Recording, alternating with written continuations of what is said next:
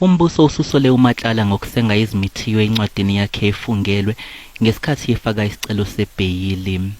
It is submitted that the applicant only now, after it was revealed in my first supplementary affidavit that he has an interest in a trust account in Mauritius, now acknowledges the existence thereof.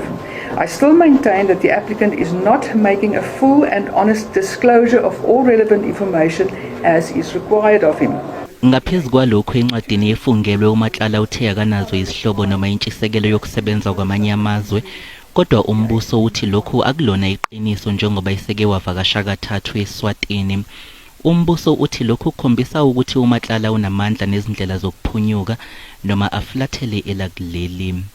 Two aspects need to be highlighted here. The movement was on foot, and there is no entry showing him to have returned to South Africa after the 19th of April 2024.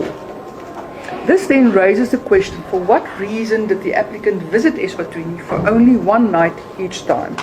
He apparently found it necessary to do so twice, once in February and once in April. This is again just another example of an aspect where the applicant is not playing open cards with this honourable court. It should also be noted that the applicant failed to attach a copy of his passport for the court